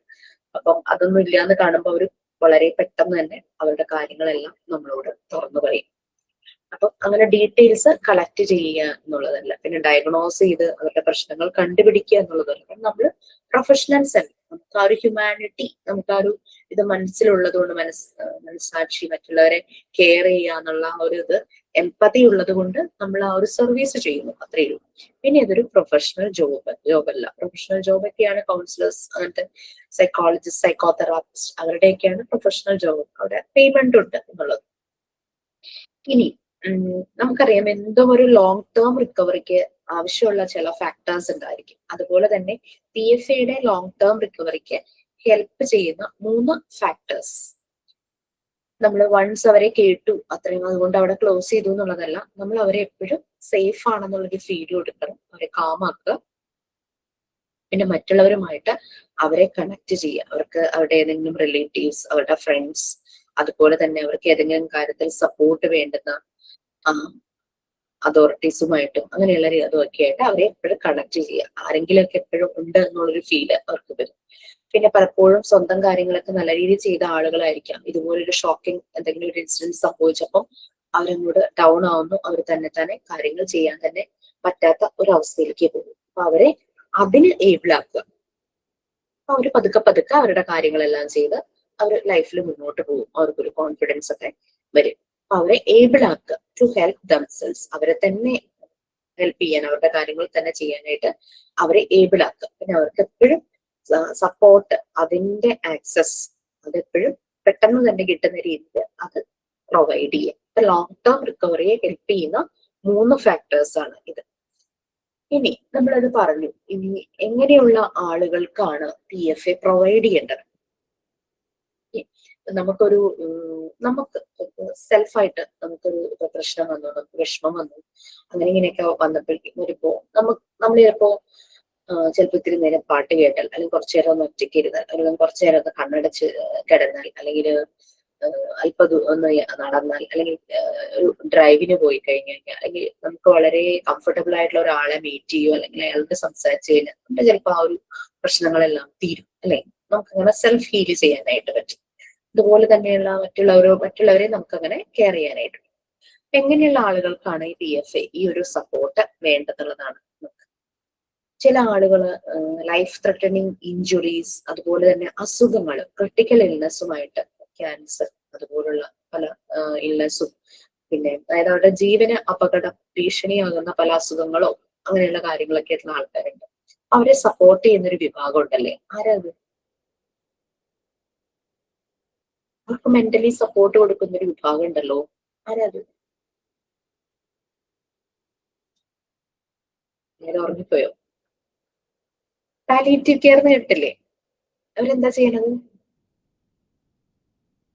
അവരെന്താ ചെയ്യാറ്? പാലിയേറ്റീവ് കെയർ അവരെന്താ ചെയ്യാറ്? ഇവർ നമ്മുടെ വീട്ടിൽ വരും. നമ്മുടെ വീട്ടിൽ അങ്ങനെ ആരെങ്കിലും ഉണ്ടെങ്കിൽ, അല്ലെ, നമ്മുടെ വീട്ടിൽ ഇപ്പോ ബെഡ് റിഡൻ ആയിട്ടുള്ള ആരെങ്കിലും, അല്ലെങ്കിൽ പ്രായമായി പല ക്രോണിക് കണ്ടീഷൻസിലൂടെ കടന്നു പോകുന്നവർ, അങ്ങനെ ആരെങ്കിലും ഉണ്ടെങ്കിൽ അവര് നമ്മുടെ വീട്ടിൽ വരും. ഒന്ന് കുറേ നേരം ഇരുന്ന് അവരോട് സംസാരിക്കുന്നത് നിങ്ങൾ കണ്ടിട്ടുണ്ടാവും. ഞാൻ ഒരു പാലിയേറ്റീവ് കെയറിന്റെ കൂടെ വോളണ്ടിയർ ആയിട്ട് പോവാറുണ്ടായിരുന്നു. ആ പോയ സമയത്ത് പ്രായമായവരും ഉണ്ടായിരുന്നു, ചെറുപ്പക്കാരും ഉണ്ടായിരുന്നു. ചെറുപ്പക്കാരുടെ കാറ്റഗറി ഇവര് കാറ്റഗറൈസ് ചെയ്തിട്ടോ പോണത്, ഏതൊക്കെ അസുഖം അങ്ങനെയാണ് ഓരോ ദിവസം തീരുമാനിക്കുന്നത്. അങ്ങനെ പോയത് കിഡ്നി ഫെയിലിയർ ആയിട്ടുള്ള ആളുകളുടെ അടുത്തായിരുന്നു. അതാണ് ഞാൻ ചെറുപ്പക്കാരൻ.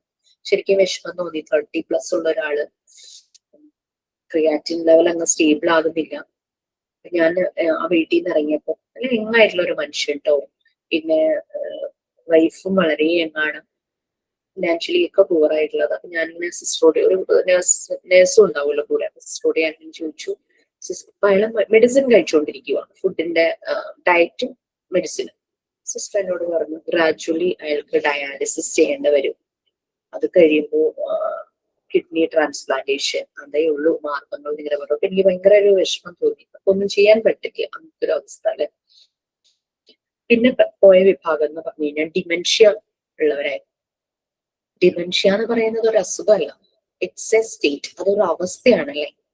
ഓക്കെ, ഡിമെൻഷ്യ ഉള്ള ആളുകളുടെ അടുത്ത് പോകുമ്പോൾ നമ്മൾ ശരിക്കും സപ്പോർട്ട് ചെയ്യേണ്ടത് ആരെയാണ്? പറയും. ഡിമെൻഷ്യ ബാധിച്ചവരെയാണോ സപ്പോർട്ട് ചെയ്യേണ്ടത്? ഫാമിലി മെമ്പേഴ്സിനെ. യെസ്, ഫാമിലി മെമ്പേഴ്സിനെ. കാരണം ഡിമെൻഷ്യ ബാധിച്ച ആൾക്ക് ഒരു ഓർമ്മയില്ല, അയാൾ എന്താ ചെയ്യണേന്നോ എന്താ പറയണേന്നോ അയാൾക്ക് ഓർമ്മയില്ല. പക്ഷെ അവരെ കെയർ ചെയ്യുന്ന ഫാമിലി മെമ്പേഴ്സ് ഉണ്ടാവും. ചിലപ്പോ ഒരു മനുഷ്യനാണെങ്കിൽ അയാളുടെ വൈഫായിരിക്കും, അല്ലെങ്കിൽ മകളായിരിക്കും, അല്ലെങ്കിൽ മകനായിരിക്കും, അങ്ങനെ അയാളെ നോക്കുന്ന വ്യക്തി ഉണ്ടാവും ആ വീട്ടില്. അവര് ഭയങ്കരമായ ബുദ്ധിമുട്ടിലൂടെ, മാനസികമായ ബുദ്ധിമുട്ടിലൂടെ ആയിരിക്കും കടന്നു പോകുന്നത്. ഞാൻ പോയ ഒരു വീട്ടില് ഒരമ്മ, അമ്മയുടെ മകൻ ഒരു രാഷ്ട്രീയ പ്രവർത്തകനാണ്. ഈ അമ്മയ്ക്ക് അമ്മയുടെ പ്രശ്നം എന്താണെന്ന് വെച്ച് കഴിഞ്ഞാല് മകന്റെ ഭാര്യ കൊല്ലാൻ വരുന്നു. അങ്ങനെ ഒരു ഭയങ്കര ഡെലൂഷനും ഹാലൂസിനേഷനും ആയിട്ട് ജീവിക്കുന്ന ഒരു ലേഡി. ഞാൻ ഈ അമ്മ കിടക്കുന്ന റൂമിൽ ചെന്നപ്പോ ഈ വലിയ മിറർ ഉണ്ടായിരുന്നു, നമ്മളുടെ ഹൈറ്റ് വരുന്ന ഒരു മിറർ ഉണ്ടായിരുന്നു. മിറർ കംപ്ലീറ്റ് പേപ്പർ വെച്ച് ഒട്ടിച്ചു വെച്ചിരിക്കുക. ഞാനിങ്ങനെ ചോദിച്ചപ്പോഴാണ് അവർ പറഞ്ഞത്, ഈ മിററിൽ അമ്മയുടെ റിഫ്ലക്ഷൻ കാണുമ്പോ തന്നെ എന്നെ കൊല്ലാൻ ആരെയോ അവള് കൊണ്ടുവന്ന് വെച്ചിരിക്കുന്നു, അങ്ങനെ പറയാം. സോ ദാറ്റ് മീൻസ് അമ്മയുടെ ഓർമ്മ അത്രത്തോളം പോയി കഴിഞ്ഞു. ഞങ്ങളോട് സംസാരിക്കുമ്പോഴും അവരിതാ പറയാം, ഭക്ഷണം കൊടുക്കുമ്പോൾ അവൾ അതിനകത്ത് എന്തോ ചേർത്തിട്ടുണ്ട് എന്നെ കൊല്ലാൻ വേണ്ടിയിട്ട്. അങ്ങനെ ഈ മകനാണ് അമ്മയ്ക്ക് ഭക്ഷണം കൊടുക്കുന്നത്. അപ്പൊ ഈ മകന്റെ ഭാര്യ എന്ന് പറഞ്ഞാൽ വളരെ ഒരു ജെന്റൽ ഒരു ലേഡിയാണ് കേട്ടോ. ശരിക്കും അവർക്ക് ഭയങ്കര വിഷമാണ്. കാരണം അവർ അത്രത്തോളം ആ അമ്മയുടെ കാര്യങ്ങൾ നോക്കുന്നുണ്ട്. പക്ഷെ ഇവര് നോക്കുമ്പോ ഈ അമ്മയുടെ കാരണം ഈ മരുമകൾ ഇവരെ കൊല്ലാൻ വരുന്നു എന്നുള്ളതാണ്. അവർക്ക് ഭയങ്കര സങ്കടമാണ്. അപ്പൊ നമ്മള് അവരോട് കുറേ നേരിടുന്ന് സംസാരിച്ചു.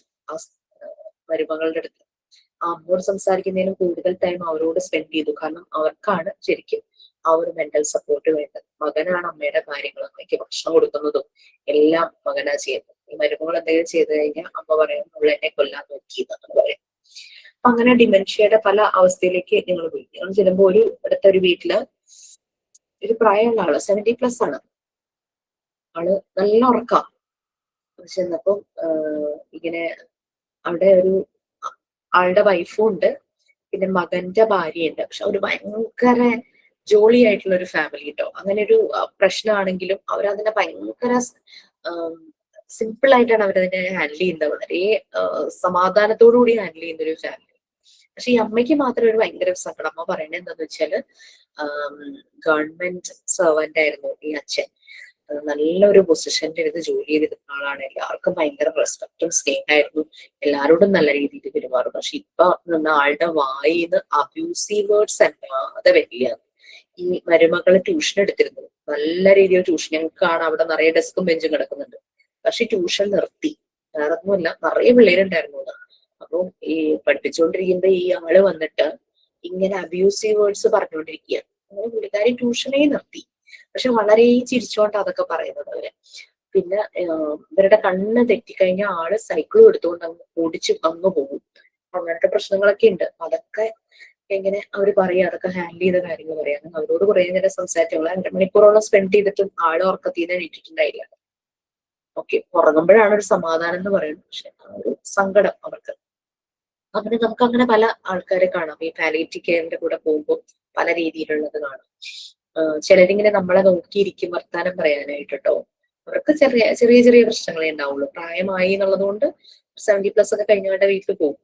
ഷുഗർ, പ്രഷർ, അങ്ങനത്തെ ചെറിയ ചെറിയ പ്രശ്നങ്ങൾ അവനവന്റെ കാര്യങ്ങളൊക്കെ തന്നെ നോക്കുന്നുണ്ട്. പിന്നെ അപ്പൊ എല്ലാം ഇങ്ങനെ പറഞ്ഞു കഴിയുമ്പോൾ അവര് പറയും എന്തിനാ ദൈവം ഇങ്ങനെ ഇട്ടിരിക്കണേ, അങ്ങനത്തെ ടൈപ്പ് ഓഫ് ഡയലോഗും അവരിങ്ങനെ പറയും. എന്നുവെച്ചാൽ അത് അവരുടെ ഉള്ളിൽ നിന്ന് വരുന്നത്. അവർക്ക് ഇങ്ങനെ മറ്റുള്ളവരെ ബുദ്ധിമുട്ടിക്കാൻ പറ്റാത്തത് കൊണ്ടും അങ്ങനെയാണ്. അതുകൊണ്ടാണ് അവരങ്ങനെ സംസാരിക്കുന്നത്. അപ്പൊ അങ്ങനെ നമുക്കിങ്ങനെ പോകുമ്പോൾ നമുക്കിങ്ങനെ കുറെ പേരിങ്ങനെ കാണാം. നമുക്ക് ചുറ്റും വന്ന് നമ്മൾ ഒബ്സർവ് ചെയ്ത് കഴിഞ്ഞ് കഴിഞ്ഞാൽ ഏതെങ്കിലും രീതിയിലൊക്കെ ഒരു മെന്റൽ സപ്പോർട്ട് വേണ്ടുന്ന ആരെങ്കിലൊക്കെ നമുക്ക് കണ്ടെത്താനായിട്ട് പറ്റും. ഇനി നമ്മൾ പറഞ്ഞു നമുക്ക് എന്തെങ്കിലും സംഭവിച്ചു കഴിഞ്ഞാൽ, ഒരു ടെൻഷൻ പോലെ വന്നു കഴിഞ്ഞാൽ നമുക്കറിയാം അതിന്റെ ഒരു റെമഡി എന്താന്നുള്ളത്. എനിക്ക് ഇതിൽ നിന്ന് എങ്ങനെയെങ്കിലും പുറത്തു വരണം. അതിപ്പോ ഒരു ഡോക്ടറെ കാണാനാണെങ്കിലോ, യെസ് ഐ ആം റെഡി, ഞാൻ അവിടെ പോകാൻ റെഡിയാണ്, നമ്മൾ അന്വേഷിച്ച് കണ്ടുപിടിച്ച് പോകും. നമുക്ക് ആ ഒരു നമ്മൾ അഡൾട്ട് ആണ്, അതുകൊണ്ട് വി നോ ദാറ്റ് എങ്ങനെ ഇത് ഹാൻഡിൽ ചെയ്യണം എന്നുള്ളത്. നമ്മളെ കൊണ്ട് പറ്റുന്ന രീതിയിൽ പറ്റിയില്ലെങ്കിൽ നമ്മൾ അതിന് എക്സ്റ്റേണൽ സപ്പോർട്ട് എടുക്കണം. അപ്പൊ ഒരു കൊച്ചുകുട്ടിയാണെങ്കിൽ എന്ത് ചെയ്യും? നമ്മൾ ചെയ്ത പോലെ സ്റ്റെപ്സ് എടുക്കാൻ ആ കുട്ടിക്ക് പറ്റുമോ? കൊച്ചുകുട്ടിയാണെങ്കിൽ അവന് അറിയില്ല ആരോട് പോയി പറയണം, എങ്ങനെ ഇത് ഒരു അബ്യൂസ് നേരിടും, ആരോട് പോയി പറയണം, എങ്ങനെ ഇതിനെ ഹാൻഡിൽ ചെയ്യണം എന്നുള്ളതൊന്നും ആ കുട്ടിക്ക് അറിയില്ല. അപ്പോ നമ്മള് കുട്ടികളെ ശ്രദ്ധിക്കണം. കുട്ടികൾക്ക് നമ്മൾ ആ ഒരു സ്പേസ് കൊടുക്കണം. നമ്മളോട് എന്തും അവർക്ക് തുറന്നു പറയാൻ പറ്റുന്ന രീതിയിൽ ഒരു സ്പേസ്. കുഞ്ഞ് സ്കൂളിൽ പോയിട്ട്, ചെറിയ ക്ലാസ്സിലാന്ന് വിചാരിച്ചു, സ്കൂളിൽ പോയിട്ട് വൈകുന്നേരം വരുമ്പോ കുറേ വിശേഷങ്ങൾ പറയാനായിട്ടായിരിക്കും വരുന്നത്. ഓടി വിശേഷം പറയാനായിട്ട് വരുമ്പോഴേക്കും അമ്മ ഒരുപക്ഷെ മൊബൈലിലായിരിക്കും. കുട്ടി പറയാൻ വരുമ്പോഴേക്കും അമ്മ ചിലപ്പോ ഇങ്ങനെ കൈകാണിക്കും. എല്ലാ അമ്മമാരും അങ്ങനെയാന്നിട്ട് ഞാൻ പറയണേ. കുട്ടി അച്ഛൻ്റെ അടുത്ത് പോകുമ്പോൾ അച്ഛനും ഒരു ഭാഗത്തുനിന്ന് മൊബൈൽ നോക്കണ്ടാവും. അപ്പൊ കുട്ടി വിചാരിക്കും പിന്നെ പറയാം, ശല്യപ്പെടുത്തണ്ട. കാരണം എപ്പോഴെങ്കിലൊക്കെ വഴക്ക് കേട്ടിട്ടുണ്ടാവും, ഇങ്ങനെ ചെയ്തുകൊണ്ടിരിക്കുന്ന എനിക്ക് എന്തെങ്കിലും പറയാനായിട്ട് ഒരു എന്തെങ്കിലും പറഞ്ഞ് ഓടിച്ചിട്ടുണ്ട്. അപ്പൊ ആ ഒരു ഓർമ്മയില് പിന്നെ നോക്കും. കുറച്ചു കഴിഞ്ഞ് വീണ്ടും വരുമ്പോഴും ഇതേ കാഴ്ചയായിരിക്കും കുട്ടി കാണുന്നത്. കുട്ടി വീണ്ടും വരും, അപ്പോഴും ഇതേ കാഴ്ചയായിരിക്കും കാണുന്നത്. അപ്പൊ അത് പിന്നെ അത് പറയാൻ വേറെ വല്ലവരെ അന്വേഷിച്ചു. അവിടെയാണ് പ്രശ്നങ്ങൾ തുടങ്ങുന്നത്. ഹൈസ്കൂളിൽ പഠിക്കുന്ന ഒരു പെൺകുട്ടി, നിങ്ങളോട് പറഞ്ഞിട്ടുണ്ടോന്ന് അറിയില്ല, ആ കുട്ടി നല്ലപോലെ കവിത എഴുതുമായിരുന്നു. അപ്പോ ഈ കവിത എഴുതി കഴിയുമ്പോ കുട്ടികളല്ലേ, അവർക്ക് അവരുടെ പടം വരച്ചാൽ അല്ലെങ്കിൽ ഒരു കവിത എന്തെങ്കിലും ചെയ്തു കഴിഞ്ഞാൽ അത് മറ്റുള്ളവരെ കാണിക്കാൻ ഭയങ്കര ഒരു ക്യൂരിയോസിറ്റി ആയിരിക്കും.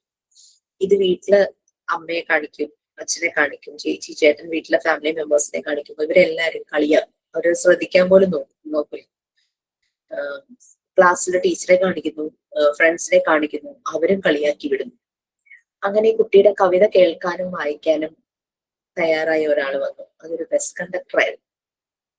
കുറച്ച് ദിവസങ്ങൾ കഴിഞ്ഞപ്പോ കുട്ടി സൂയിസൈഡ് ചെയ്തു എന്നുള്ള വാർത്തയാണ് കേൾക്കുന്നത്. അയാളുടെ ഉദ്ദേശം വേറെയായിരുന്നു. അത് കുട്ടിക്ക് താങ്ങാവുന്നതിനും അപ്പുറത്തായിരുന്നു. ഒരു കൗമാരക്കാരിയായ ഒരു പെൺകുട്ടിക്ക് സംഭവിച്ച കാര്യം. അപ്പൊ നമ്മൾ നമ്മുടെ മക്കൾക്ക് അല്ലെങ്കിൽ നമ്മുടെ ചുറ്റുപാടുമുള്ള കുട്ടികൾ, നെയ്ബർഹുഡിലാണെങ്കിലും നമ്മുടെ ഫാമിലിയിലുള്ള ആർക്കാണെങ്കിലും നമ്മളൊരു സ്പേസ് കൊടുക്കണം എന്തും സംസാരിക്കാനായിട്ട്. അപ്പൊ അവര് എല്ലാം നമ്മളോട് പറയും. അവർക്ക് ഒരു പേടിയോ മടിയോ ഇല്ല. അവരെന്തും നമ്മളോട് വന്ന് പറഞ്ഞിട്ടേ അവരടുത്ത സ്റ്റെപ്പ് എടുക്കുള്ളൂ. കാരണം അഡോളസൻസ് ഏജ് എന്ന് പറയുന്നത് കൺഫ്യൂഷൻസ് നിറഞ്ഞൊരു ഏജ് ആണ്. അവർക്ക് ശരി ഏത് തെറ്റേതെന്ന് അവർക്ക് മനസ്സിലാക്കുകയില്ല. അപ്പൊ അതിനാണ് അവർക്കൊരു അഡൾട്ടിന്റെ സപ്പോർട്ട് വേണ്ടത്. അത് ശരിയായ ഒരു അഡൾട്ടിന്റെ സപ്പോർട്ട് ആണെങ്കിൽ നമുക്ക് സമാധാനിക്കാം. അതേസമയം ഒരു റോങ് വേയിലേക്ക് കുട്ടിയെ കൊണ്ടുപോകുന്ന ഒരു അഡൾട്ടിന്റെ സഹായമാണെങ്കിലും, പിന്നെ പല ആളുകളും നമ്മുടെ പണ്ടത്തെ ഒരു പാട്രിയാറ്റിക്കൽ സിസ്റ്റത്തിനനുസരിച്ച് പറയാറുണ്ട്, നീ ആണാണ്, നീ കരയരുത് എന്ന് പറയും. ഈ ആൺകുട്ടികളെല്ലാം സപ്രസ് ചെയ്യും. അവർക്കുമില്ല ഇമോഷൻസും വിഷമങ്ങളും, അവരെല്ലാം സപ്രസ് ചെയ്യും. എനിക്ക് തൊട്ടടുത്തുള്ള ഒരു വീട്ടില് ഇതുപോലെ UKG പഠിക്കുന്ന ഒരു മോനുണ്ട്. ഈ മോന്റെ അടുത്ത് അവന്റെ ക്ലാസ്സിൽ തന്നെയുള്ള വേറൊരു മോൻ കളിക്കാനായിട്ട് വരും. ഇവര് തമ്മിൽ കളിക്കും. കൊച്ചു കുഞ്ഞുങ്ങളല്ലേ, എന്തെങ്കിലുമൊക്കെ ചെറിയൊരു ഇത് വരുമ്പോഴേക്കും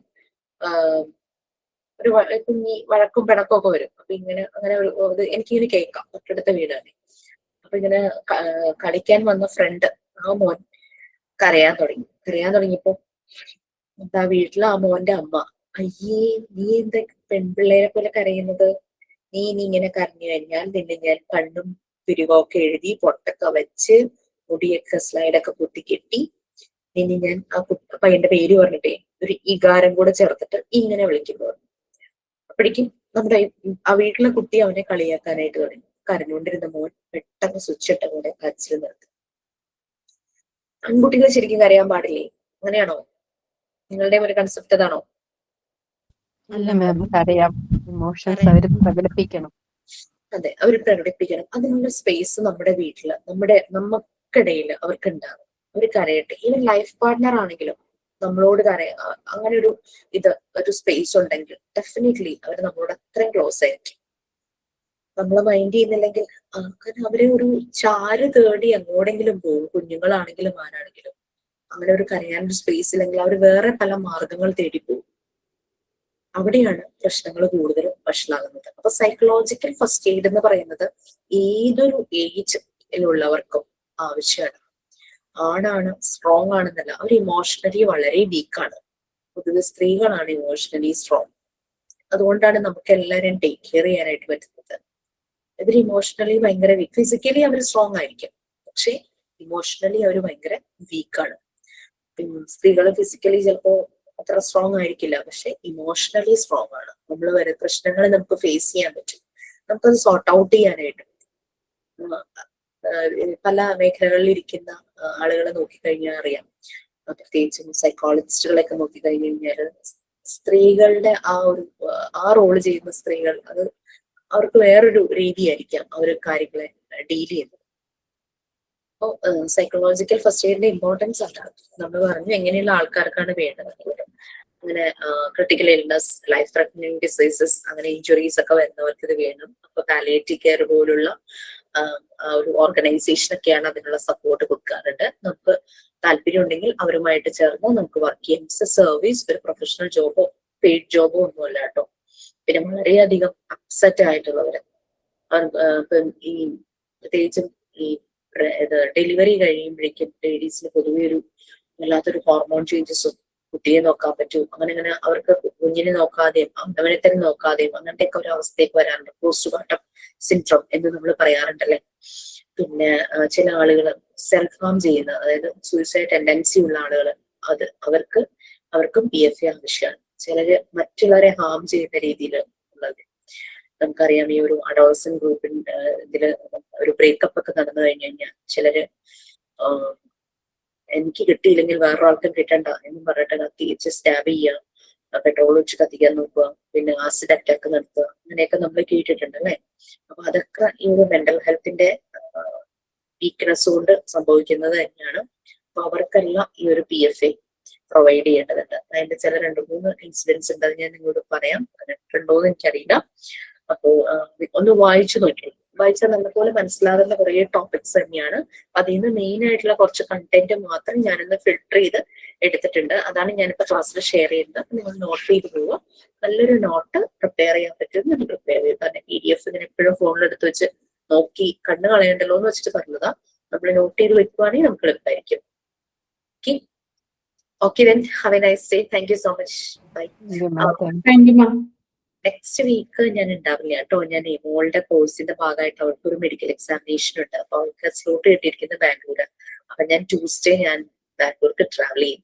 ഉച്ചയ്ക്ക് 2 മണിക്കാണ് ട്രെയിൻ. അപ്പൊ മോസ്റ്റ് പ്രോബബ്ലി എറണാകുളത്ത് നിന്നാണ് വന്ദേ ഭാരത്. അപ്പം ഞാൻ അത് കാരണം ട്യൂസ്ഡേ നമ്മൾ കാണില്ല. അപ്പൊ അത് കഴിഞ്ഞാൽ നെക്സ്റ്റ് വീക്കിലെ ട്യൂസ്ഡേ നമ്മൾ കാണും, 20th I think. Okay. Thank you, ma'am. Thank you so much.